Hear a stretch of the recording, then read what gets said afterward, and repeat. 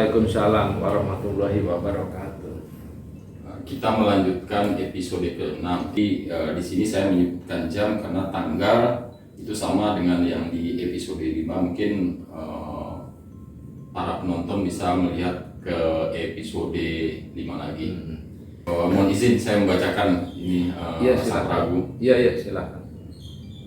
Jam 20.00 kedatangan Raja Kubilai Khan dari RRT Republik Rakyat Tiongkok dan Genghis Khan dari Mongolia bersama beberapa pasukannya dengan tujuan mengaturkan sembah pangabekti kepada junjungannya. Dirinya siap membantu bila diperintah maupun dibutuhkan, dengan tutur bahasa Indonesia dengan logat Cina, sekaligus mohon izin untuk jalan-jalan keliling Nusantara dan mampir di kerajaan Ratu Kidul. Lantas Ratu Kidul minta izin kepada saya atas kedatangan kedua tamu itu untuk mendampingi berkunjung ke keraton Ratu Kidul. Di sini ada tamu nih dari luar Nuswantara kalau berbicara tentang zaman dahulu, dari Republik Rakyat Tiongkok, itu Raja Kubilai Khan dan Genghis Khan. Jadi di sini kan beliau secara ruhani itu bisa bahasa Indonesia, tapi logatnya logat China lah, logat Tiongkok gitu. Itu sebenarnya bisa dijelaskan tentang bahasa ruhani itu sebenarnya bahasa gimana, atau memang bahasa udah bisa dimengerti semua, karena kan dari beberapa tamu yang datang itu kan juga dengan dari berbagai daerah dengan bahasa yang macam-macam, tapi mereka paham tentang bahasa Jawa, paham tentang bahasa Indonesia gitu. Itu gimana Sang Prabu bisa menjelaskan tentang bahasa ruhani itu bahasa gimana gitu? Iya, jadi gitu. Ya memang bahasa rohani seperti laduni, tanpa belajar kita bisa tahu bahasa. Jadi sama halnya ketika kita berpindah alam dari alam dunia. Yang masuk alam kubur itu kan dari berbagai macam bahasa-bahasa. Iya kan? Contoh. Tapi kenapa ketika diminta bertanggung jawab, ruh itu tahu? Ya, jadi otomatis. Jadi memang apa yang diceritakan tadi dengan akhirnya ke Indonesia, bisa ke Nuswantara lah, kalau nggak itu bilang bisa, ya memang seperti itu. Jadi yang karena rohani itu terbebas dari ruang dan waktu, yang membatasi kan karena kita punya jasad, berpergian terbatas, mau pergi dalam ke suatu tempat yang wilayahnya berbeda, ya kan ada aturannya gitu loh. Tapi kalau rohani itu ketika ada kehendak Allah, itu kan datang itu kan bukan tiba-tiba, ada yang memerintahkan. Otomatis perlengkapannya pun dalam bahasa komunikasi beliau diberi gitu loh, seperti itu. Terima kasih atas penjelasannya Sang Prabu. Jadi kita mulai memahami tentang apa itu bahasa rohani, apa itu tentang bahasa jasad. Kalau bahasa jasad kan memang di mana kita bertempat tinggal, di wilayah mana kita tinggal gitu. Ya bahasa jasad. Kalau bahasa rohani biasanya bahasa yang memang udah dikasih Allah itu peralatannya untuk memahami semua bahasa dan bisa berbahasa apapun gitu ya. Betul ya. Sama ketika seorang malaikat memberikan firman pada utusan-utusannya dengan daerah yang berbeda-beda juga, kan? Bisa. Begitu ya. Iya betul. Sang Prabu, kita menginjak ke catatan berikutnya dengan tanggal yang sama, itu jam 21.30 kedatangan Pangeran Samudra dari Gunung Kemukus, Raden, dengan tujuan mengaturkan sembah pangabekti. Kita sedikit bertanya tentang Pangeran Samudra. Gunung Kemukus ini kan sudah terkenal dalam tanda kutip, itu Sang Prabu. Bisa menceritakan sejarah tentang Pangeran Samudra ini? Apa memang di sana beliau berkuasa di Gunung Kemukus, tapi kan memang tempat tersebut dalam tanda kutip masih disalahgunakan oleh oknum-oknum makhluk di kalangan manusia untuk mencari pesugihan. Iya. Mau dijelaskan sedikit? Ya memang saya pernah menelisik dan bertanya langsung, malah justru pengakuannya itu kan menganggap bahwa dia adalah anak dari Ratu Pantai Selatan, gitu lah. Iya. Tapi setelah diselidik, saya tanya, minta ketegasan bahwa dia itu bukan berasal dari golongan manusia, dia golongan siluman. Pangeran Samudra. Iya, namanya saja Pohol Pangeran Samudra itu golongan siluman, makanya dia mengajarkan, membawa orang-orang untuk hal yang berbuat tidak baik, gitu. Jadi dia adalah makhluk yang memang untuk merusak akidah manusia, gitu loh. Iya. Akidah keimanan, Tauhid. Iya, suruh bersekutu, berbuat yang melanggar dari perintah agama. Setiap gaib yang melanggar dari perintah agama, dia bukan makhluk yang baik, yang memang sengaja merusak manusia itu sendiri. Yaitu disebut kelasnya itu kelas siluman. Jadi tentang kedatangan Pangeran Samudra ini, meskipun itu dia mengajak ke arah keburukan, tapi dia juga ingin mengenalkan diri kepada Sang Prabu gitu. Iya. Jadi bukan ada maksud apa-apa, mau di alam gaib itu kepada Sang Prabu ingin berkenalan. Iya. Pastinya kan di alam gaib tersebut juga ada Aturan perintah, main. ada Iya. aturan mainnya lah yang menjadi rahasia di alam gaib. Dengan tanggal yang sama, ini jam 23.00 kedatangan Raja Subhan dari Baghdad, itu bangsa jin. Itu bisa diceritakan sedikit, Sang Prabu itu dialog kedatangan Raja Subhan ini yang dari bangsa jin. Ketika itu kan Baghdad Irak itu kan terjadi konflik. Oh iya. Itu kayak masa-masa itu sebetulnya, masa rawan akhirnya terjadi masa Saddam Hussein menganeksasi dari Irak itu. Di situ kan awal-awal konflik gitu loh. Iya. Ya, kita lanjutkan ke catatan berikutnya, Sang Prabu. Dengan tanggal yang sama, jam 01.20, kedatangan Raja Fir'aun. Mereka berdua datang menghaturkan sembah pangabekti, siap membantu bila dibutuhkan atau diperintahkan. Jam 1.45 kedatangan Ratu Kidul. Ketika itu saya bersama Ratu Kalinyamat. Setelah kata ini ada beberapa yang memang dari Sang Prabu itu beliau belum berkenan untuk disampaikan catatan tersebut, karena kita juga harus menghargai dan menghormati beliau. Jadi ada waktu nanti beliau menceritakan ini semua. Dengan catatan yang di atas tadi tuh, Sang Prabu, tentang kedatangan Raja Fir'aun. Ini di sini mereka berdua datang menghaturkan sembah pangabekti. Mereka berdua ini maksudnya siapa?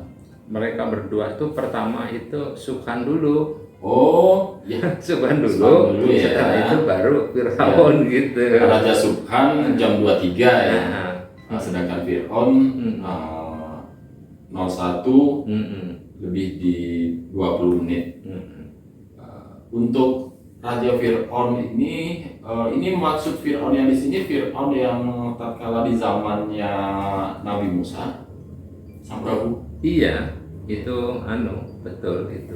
Jadi kalau dalam berdialog dengan beliau tuh Raja Fir'aun, apa yang didialogkan ketika ketemu dengan Sang Prabu? Ya sebetulnya beliau itu jadi sebetulnya merasa bahwa dia menganggap dirinya itu sebagai penguasa, dirinya Tuhan, itu ternyata ada kuasa Allah gitu. Ya, sampai memang dia menceritakan tentang dipendamnya itu, ditenggelamkannya itu. Ya, bisa seperti ini kan hanya kuasa Allah yang mengatur makhluknya gitu loh. Iya. Tapi dia menceritakan yang sebenarnya apa yang terjadi kepada utusan Allah dan Nabi Musa itu ditenggelamkan betul-betul, dia sampai di dasar Laut Merah itu dia menceritakan sendiri langsung menceritakan ya kepada langsung. Sang Prabu Iya. dan kisah kejadian tersebut ya. Iya. Jadi dia tidak menyadari ketika mengejar itu, malah dia tidak menyadari bahwa ketika mengejar para Nabi Musa bersama pengikutnya bahwa itu laut yang dibelah gitu loh, tidak menyadari gitu. Jadi seolah mengejar aja terus. Di catatan selanjutnya ini ada sedikit catatan juga yang bisa dibacakan. Di sini dalam membedakan Ratu Kidul dan Ratu Kalinyamat, aksen bahasa Ratu Kidul lebih halus dari bahasa Ratu Kalinyamat, sedangkan Ratu Kalinyamat itu dengan bahasa yang bukas dan ceplos gitu ya. Jadi yang membedakan itu, tapi untuk aura kecantikannya sama gitu. Sama. Tapi dialognya yang dialog ya. Jadi memang semua makhluk punya hidup khas sendiri-sendiri, punya khas gitu. dan karakter. Begitu juga tentang utusan-utusannya juga ya. sama. Jadi ada karakter sendiri-sendiri. Kita langsung ke catatan yang berikutnya nih, Sang Prabu. Hari Senin Pon 9 September 2002 jam 10.45 kedatangan Mahaguru Gajah Yana ya.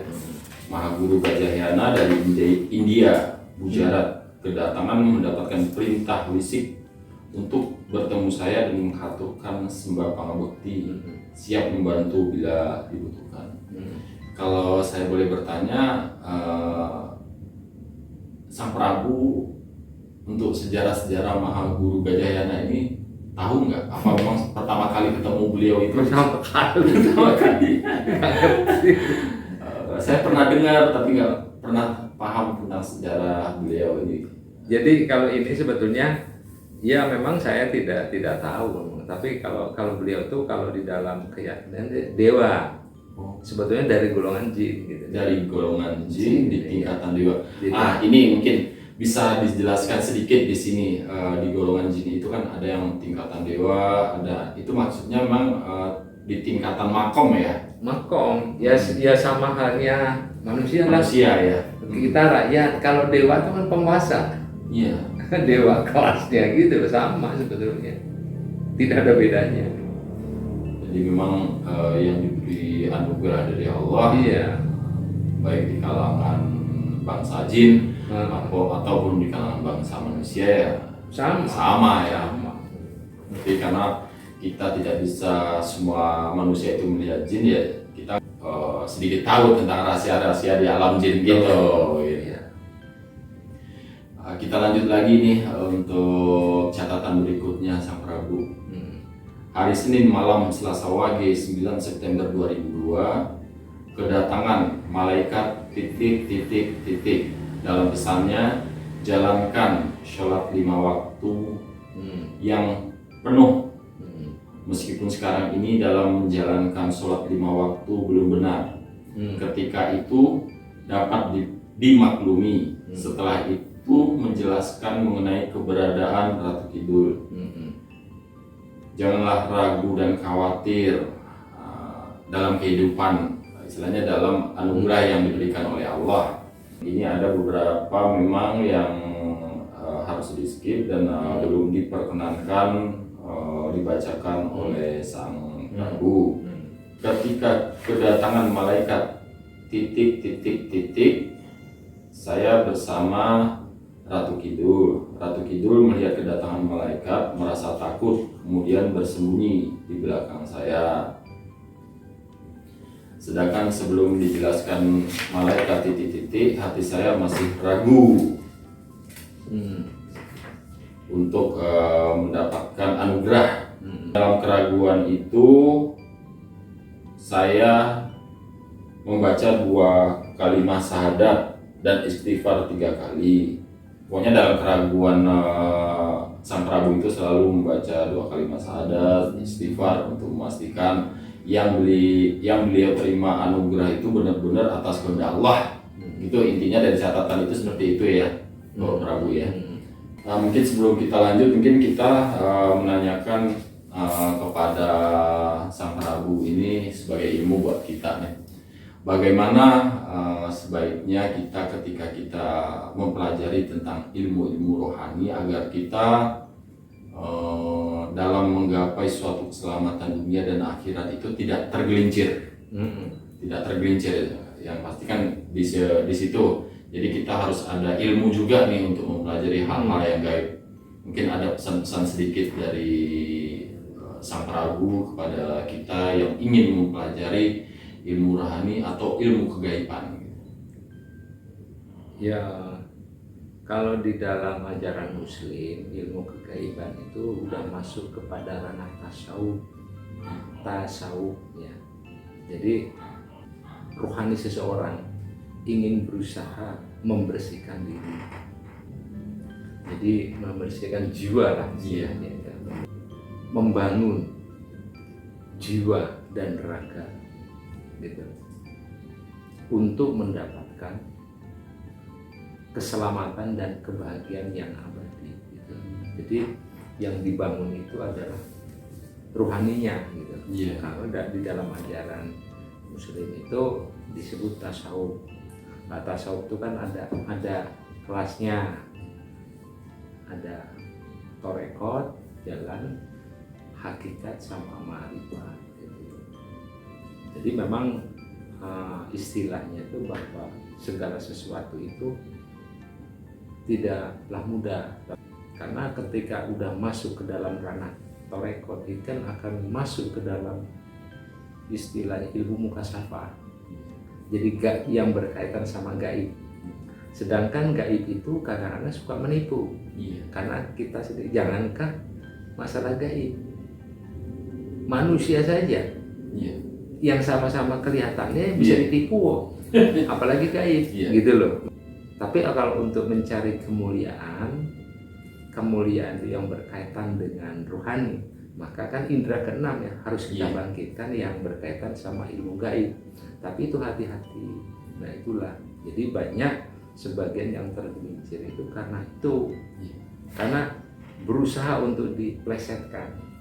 Jadi memang secara garis besar kita harus benar-benar memahami benar tentang syariatnya dulu ya, sebagai dasarnya untuk kita dapat berlanjut ke jenjang yang lebih atas lah gitu untuk ilmu tasawuf tersebut. Karena kan kalau saya bisa bilang, kalau kita tanpa pedoman lebih parah lagi terplesetnya begitu ya, Sang Prabu ya. Sesuai dengan nasihat-nasihat Sang Prabu juga nih, kepahaman itu bukan dengan hafalan.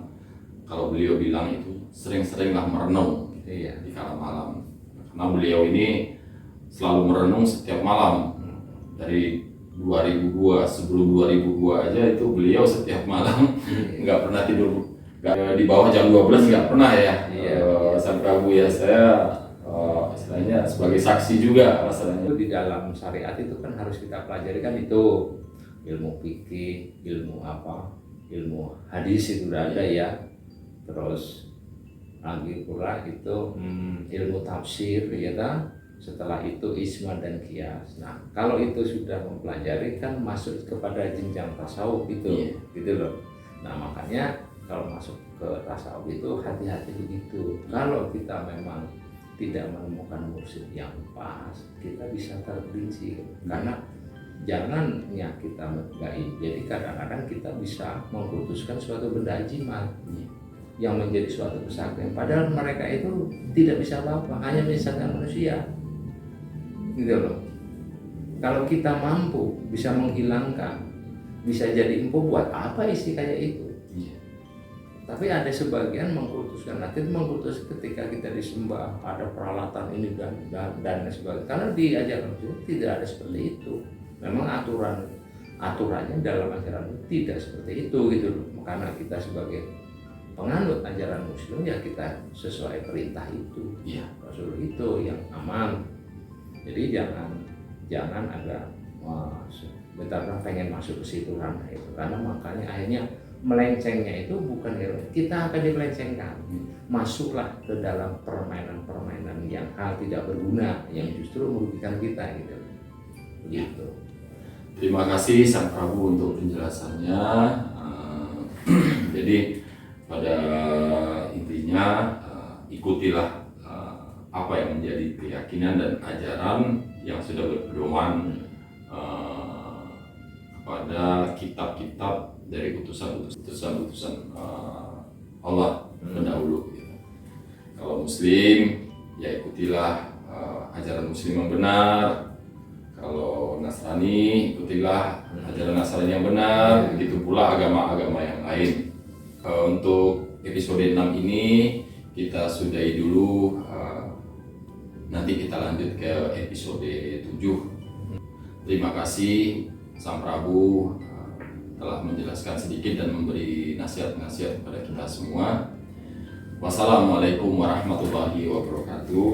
Waalaikumsalam warahmatullahi wabarakatuh.